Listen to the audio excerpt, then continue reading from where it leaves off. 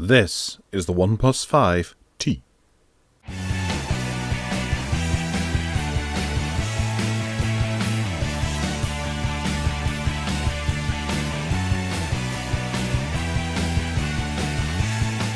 The OnePlus 5T. This is the newer version of the OnePlus 5 that has sort of upgraded specs and is currently retailing for, well, you can pick it up for about £420 on certain websites, but its recommended retail price, and from OnePlus as well, is $499. So this is a fairly interesting flagship phone that pops up because it's got some rather nice upgraded specs over the original OnePlus 5. And we're going to have a quick look through that. So this is the Lava Red variant, which is 128 gigabytes, and we're going to try and take it out of the cellophane wrapping here. And the Lava Red sounds like a very exciting colour to actually have. It comes in a fairly red box that is very slow to open. And we're just going to do this for dramatic tension. It's coming soon. It's like the new James Bond movie. Takes forever to arrive. Okay, so inside we have just the phone on top that we're going to come back to. Elsewhere in the box we get a rather nice red USB Type-C cable with a nice little dust cap on it. I love to see dust caps. Got a bit of a thing about dust caps. And these clips as well to keep your cable nice and compact. Then of course we have a charger too, which is a OnePlus branded charger, and its outputs 5 volts, 4 amps, and there's the input as well. So this is a fairly fast charger. It'll be interesting to see how fast it charges the OnePlus from 0 to 100%. So the phone itself, we'll just take it off this, which appears to be full of gunk. Oh, hello. We have a case in the box. Kudos to OnePlus for that. It's cold, I'm warm. Yeah, so, right, that's a very nice see-through case. It'll certainly show off the nice colour of the back. We have a SIM card ejector tool that looks to have a couple of extra dimples there for style or something, I don't know. We also have a quick start guide and safety information as well. And that just all pushes through. So bump there, but really neatly presented, I have to say, over the top of some of the other phones we've looked at over the last few years. Things are put in there nicely with cutouts. I like that. Very, very nicely done. And the device. The specifications at a glance are, it's got a 6.01 inch full HD AMOLED display on the front there, and if you look carefully you can see there's a screen protector already on, so this is good to go. We have a Snapdragon 835 inside, either 6 or 8 gigabytes of RAM. Not sure from the outset which version this is. Checking the box there doesn't help. It's probably 8 gigabytes, I'd imagine, because it's also available in 64 or 128 gigabytes of storage flavors. And this is 128 gigabytes of storage, and it's got dash charge included. So having a look at the device, we've got a little ear speaker at the top there, plus a front facing camera. Then down the bottom there is just that one bit of bezel, and it's not a curved display or anything, but there's a nice kind of curve that brings us round onto the bottom piece. I'll just remove this. Where we have most of the connections. We've got a 3.5mm headphone jack, a USB Type-C connector, we have a speaker on the bottom as well, and a microphone hole. A couple of screws there just for screwing. Then on this side we have a slidey button there. Perhaps that might be a signature. This is the first OnePlus I've ever had, so I don't know if it comes with a function button up there that's as standard. A volume rocker here, red down there. So the camera on the back, we have a dual setup with a 16 megapixel lens and a 20 megapixel one that allows for optical zooming. And both lenses have an aperture or f-stop of 1.7. So there should be some fairly decent low light settings on here. And that looks like to be a dual flash perhaps as well, and a little microphone there for video, or maybe that's the laser optics, I don't know. At any rate, there's a dual camera on the back here, and inside is a 3300 milliamp hour battery. There's not much else on the back other than a rather dashing logo and a fingerprint sensor. And then round this side we have the SIM card tray and the power button. We also have a neat line across here, which is the antenna, and there's one down here as well, which is beautifully kind of milled into the metal there, which makes it somewhat like an edging between the top and the bottom without actually disrupting the back panel. That's very nice indeed. So yeah, let's get her turned on and see if there's any juice in the device. There we go. And it's powered by Android. So it weighs around 162 grams and the dimensions are 156 millimeters by 75 millimeters by 7.3 millimeters. The resolution of the screen is 1080 by 2160. It's a multi-touch screen and features Gorilla Glass 5 on the front. No, we're going for... No, that's Spanish. English, UK, please.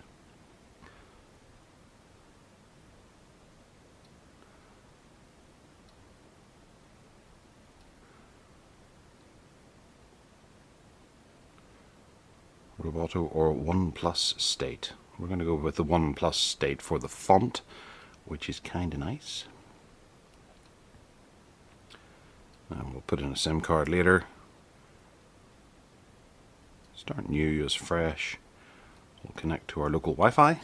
There's a very tight feeling from the haptic feedback as you type, which produces a noise that sounds almost like a spring being bound from one side to the other. And we're running Android 7.1.1, and there should be an upgrade to Oreo. Now, one drawback is that there is no micro SD card slot in this. The one on the side there is purely for SIM card. So you have to rely on the internal storage to keep all of your stuff, to store all your stuff. But if you're coming from an iPhone or from a Google Pixel, then that's something you should be used to. Teach Assistant to recognize your voice. We'll do that later as well.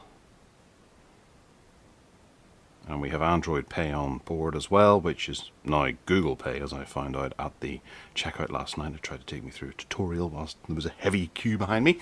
Right, okay, so we have a gorgeous looking background on this AMOLED display. Things look very nice. It's a big phone. If I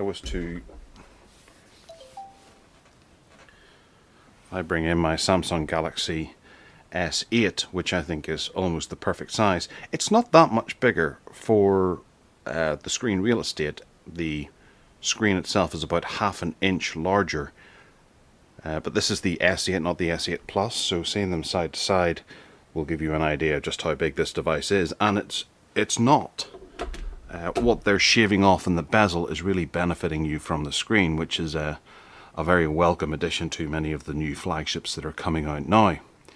So we have an app drawer here that is full of interesting things. We have Android Pay, calculator, calendar, the camera app. We have Chrome browser, a clock, OnePlus community, which keeps you abreast of all OnePlus developments and in touch with other users, I think. Contacts, downloads, drive, Duo, file manager. Does that file manager go? No, that's a OnePlus file manager. So we're showing there we've got 110 gigabytes out of 111 that are available of the 128 gigabytes that's advertised on the box. We have the gallery, Gmail, Google Maps, messages. It's your typical Google Messenger. Phone, photos, play movies, play music, play store, recorder, settings, voice search, a weather app, and YouTube. So there's not much in the way of bloat, if anything at all. In our settings menu there is a system update, So out of the box, we're holding version 1.1, Android version 1.1. So that system update should take us up to Oreo, I'd like to think. It looks like it. So we've got a new launcher, new gallery, new weather, new file manager, and that kind of thing. So we'll be, whilst the unboxing is for Android 7.1.1, we'll be reviewing this with Oreo on it, which would be a nice welcome update. So, I guess I'll quickly do a benchmark just to get an idea, because we normally do. And then of course up here we wondered about this slidey button here. It's a hark back to Apple of old, and I'm even going to say Palm, because you do that and we go to non-disturb mode, and then all the way up is silent vibrate. So it's a fairly handy little rocker that I guess it's going to be quite difficult to get it to non-disturb mode just on the fly, but you know, firing it up to silent vibrate will probably be everyone's favorite thing whenever you're going into a meeting. Just whip it up to that, or if you walk into the workplace and then back out again, you're in the party mode. While that's installing, we'll have a quick look at the photograph here that we took of the rather data looking Scion Series 3A. You can see there is it seems to have a focus set in the center just of the auto mode there, where this is a little bit out of focus over here, and then obviously it's out of focus up around the corner. So there is a focal point just whenever you're taking a sudden photograph, just as we did there. Looking at the books, the text isn't too bad. There's a bit of focal issues with old Douglas Adams' book there. And then this one as well, where we're taking a picture of Mr. Bruce Campbell in clay form. We don't have any focal issues at all. It looks alright.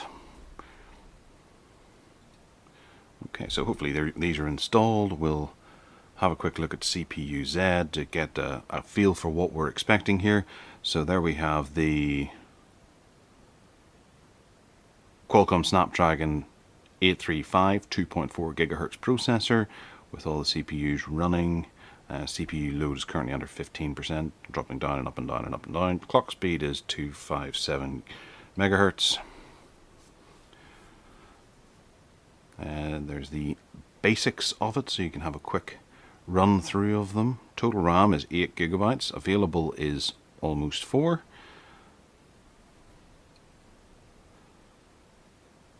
System is those.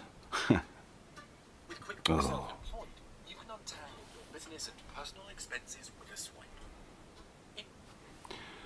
Battery is sitting 50%, discharging, lithium ion. Temperature is 32 degrees. Doesn't give us a throughput of how long it expects it to last. And then the general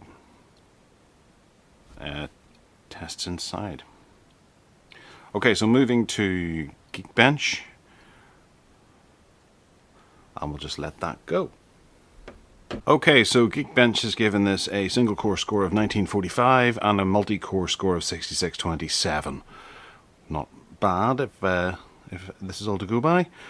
So your device sits above the Samsung Galaxy Note 7, the S7, the S7 Edge, the OnePlus 3. So it's 6627 is the total overall score in the Note 7. I suppose it isn't the fastest phone in the world anymore, but it was for quite some considerable amount of time, debatably. Sorry, don't go hating me in the comments.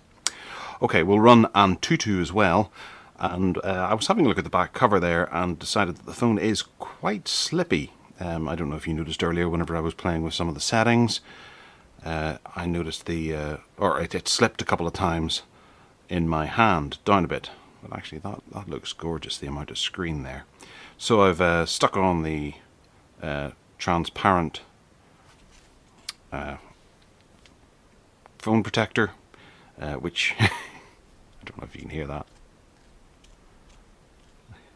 is brand new and squeaky.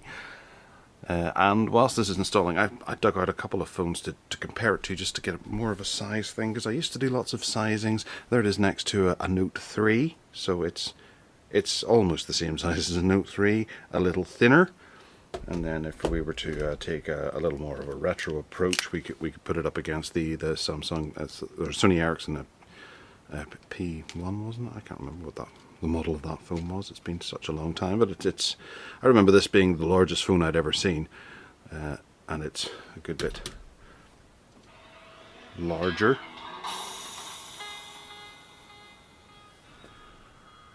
So we're getting a fair few chugs. We're losing a few frames there as this animation goes, but there's an awful lot going on there. And our last comparison is between it and the Palm Centro, which is one of the smaller devices in the world, and it's a good bit larger than the Palm Centro. So we'll leave that running and have a look and see what it makes of that, what the benchmark is at the end of it.